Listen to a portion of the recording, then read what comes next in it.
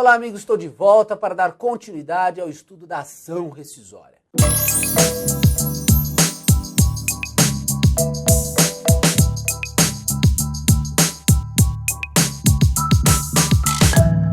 Vimos então na aula passada o que é passível de rescisão.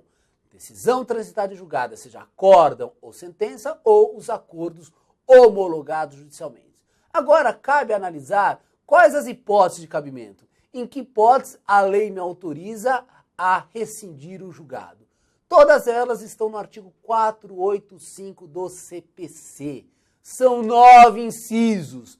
Cada um desses incisos traz uma hipótese de rescisória. Vamos analisar cada um deles. Primeira hipótese que está aí na tela para você. Caberá a rescisória se a decisão for proferida por prevaricação, concussão ou corrupção do juiz.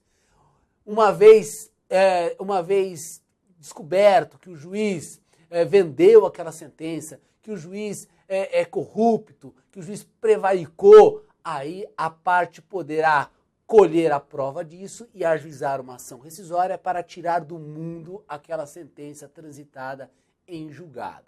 Então a primeira hipótese é a hipótese de prevaricação, concussão ou corrupção do juiz. Segunda hipótese, quando a sentença ou a decisão for proferida por juiz impedido ou absolutamente incompetente. Aqui é importante você não confundir impedimento com suspeição.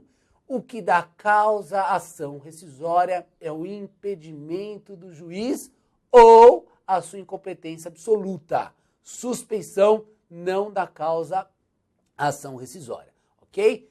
Terceira hipótese, resultar de dolo da parte vencedora em detrimento da parte vencida, ou de colusão entre as partes a fim de fraudar a lei.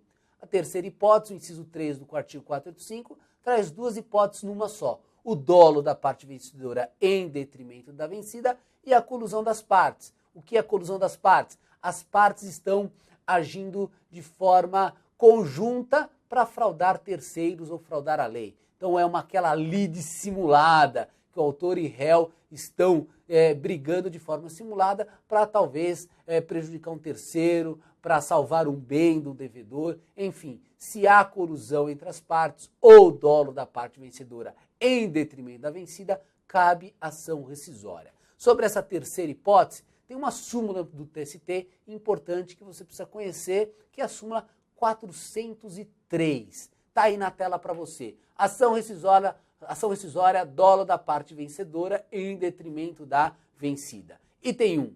Não caracteriza dolo processual previsto no artigo 485, inciso 3 do CPC, o simples fato de a parte vencedora haver silenciado a respeito de fatos contrários a ela, porque o procedimento, por si só, não constitui ardil do qual resulte cerceamento de defesa. Em consequência, desvia o juiz de uma sentença não condizente com a verdade. Então, o simples fato dela se omitir quanto a um fato contrário a ela, isso não significa dolo da parte vencedora sobre a vencida. Item 2. Se a decisão rescindenda é homologatória de acordo, não há parte vencedora ou vencida, razão pela qual não é possível sua desconstituição, calcada no inciso 3 do artigo 485 do CPC, dolo da parte vencedora em detrimento da vencida, pois constitui fundamento da rescindibilidade que supõe solução jurisdicional para a lide. Então veja, para invocar a rescisória com base no dolo da parte vencedora em detrimento da vencida, é necessário, é essencial que haja uma solução da lide, que haja uma sentença ou um acórdão. Se for um acordo que homologou, por este motivo não cabe ação rescisória. Anotou aí? Súmula 403, importante. Quando não cai o inciso 3, cai a súmula 403 do TST. Essa só é a terceira hipótese. Quarta hipótese, está na tela para você. Também cabe ação rescisória quando ofender a coisa julgada. Esta quarta hipótese era muito comum no processo de trabalho, porque no processo de trabalho o empregado, antes da informatização, o empregado ia no advogado, entrava com uma ação e perdia a ação. Ele ia num outro advogado e nem falava, porque já tinha ajuizado a ação. Esse outro advogado entrava com a segunda ação e nesta segunda ação ele ganhava. Transitava em julgado. Lá na execução se dava conta, opa, tem coisa julgada. Ele já tinha perdido essa ação. Cabe ação rescisória para desconstituir esse segundo julgado, porque ele foi proferido em violação à coisa julgada. Tudo bem? É a quarta hipótese. Quinta hipótese, está aí na tela para você, quando violar dispositivo de lei.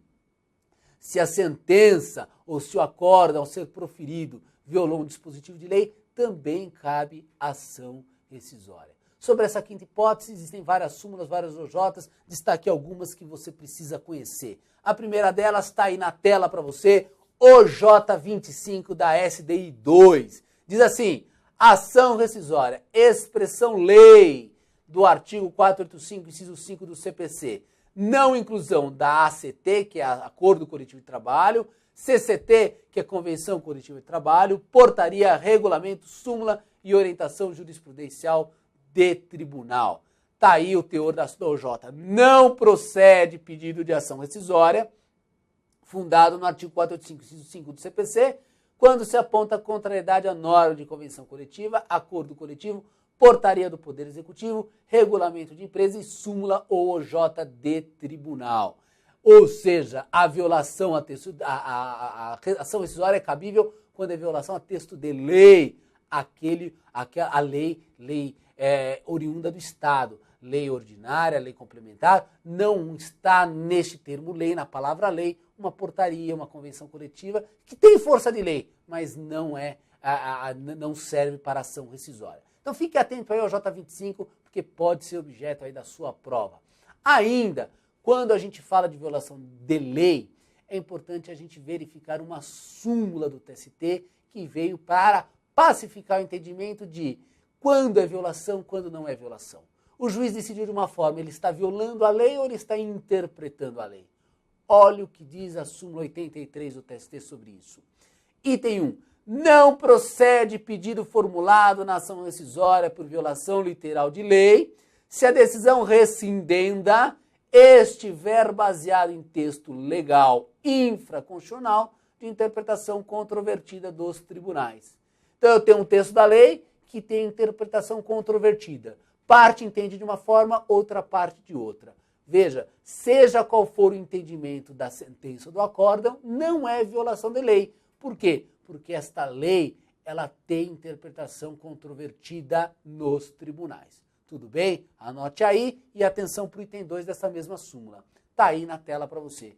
O marco divisor quanto a ser ou não controvertida nos tribunais a interpretação dos dispositivos legais citados na ação rescisória é a data da inclusão na orientação jurisprudencial do TST da matéria discutida. Muito bem, então o marco divisor para dizer que é mera interpretação ou violação é a inclusão na OJ. Se há OJ do TST sobre o assunto, o entendimento daquela OJ é que prevalece. Então qualquer decisão contrária àquela OJ, estaríamos diante de uma violação da lei. Súmula 83 é fundamental quando se invoca o inciso 5 do 485. Sexta hipótese está aí na tela para você. Também cabe rescisória quando a decisão se fundar em prova cuja falsidade tenha sido apurada em processo criminal ou provada na própria ação rescisória. A prova falsa, quando na ação principal, quando na reclamação trabalhista, o juiz se baseou numa prova falsa para proferir a sua decisão.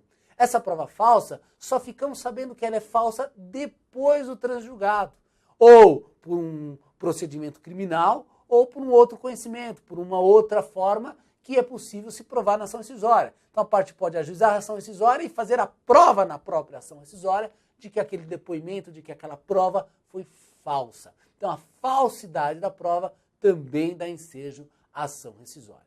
Ok? Sétima hipótese está aí para você.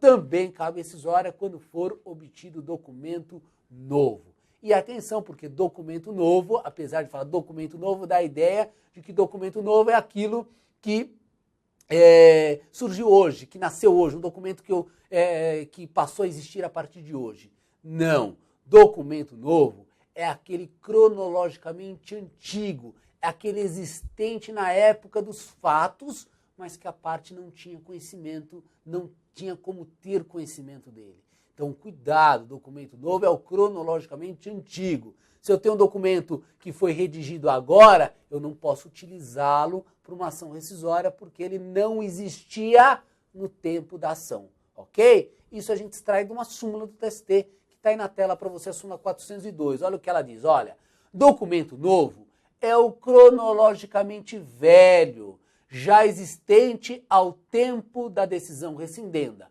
mas ignorado pelo interessado ou de impossível utilização à época no processo. Não é documento novo apto a viabilizar a desconstituição do julgado. A. Sentença normativa proferida ou transitada em julgado posteriormente à sentença rescindenda. B. Sentença normativa pré-existente à sentença rescindenda, mas não exibida no processo principal em virtude de negligência da parte, quando podia e deveria louvar-se do documento já existente, e não ignorado quando emitida a decisão rescindenda. Aqui a súmula fala em sentença normativa, mas nós podemos entender sentença normativa, convenção coletiva, acordo coletivo, nada disso é documento novo. Ah, mas existia na época. Existia na época, mas se a parte não utilizou por negligência. A parte deve diligenciar no sindicato antes de ajuizar a ação e não invocar posteriormente uma norma coletiva que deveria ter sido invocada lá atrás. Tudo bem? Anotou aí? Esta súmula é importantíssima para você. Oitava hipótese de ação rescisória, está aí na tela. Também cabe rescisória quando houver fundamento para invalidar confissão, desistência ou transação em que se baseou a sentença. Na verdade, ela fala em desistência, mas aqui a gente entende como renúncia, porque desistência não faz coisa julgada. Mas está aí, se houver qualquer fundamento para invalidar uma confissão, uma renúncia ou uma transação, cabe a ação rescisória. E, por fim, a nona e última hipótese diz respeito ao chamado erro de fato. Também cabe a ação rescisória quando a decisão foi fundada em erro de fato, resultante de atos ou de documentos da causa. O erro de fato que está no inciso 9, inciso 9 do artigo 485 é o último motivo, é mais um motivo que cabe a ação rescisória. Sobre o erro de fato, importante a gente lembrar da OJ 103 da SDI 2, que está aí na tela para você. É cabível ação rescisória para corrigir contradição entre a parte dispositiva do acórdão rescindendo e a sua fundamentação por erro de fato na retratação do que foi decidido. Ok? Então, erro de fato é a última hipótese. Todas as hipóteses são no 485. A leitura atenta do 485 é obrigatória, porque ela vai ser pedida para você na prova. Tudo bem? Na próxima aula a gente continua com a ação rescisória, onde nós vamos tratar da competência. Ok? Até lá!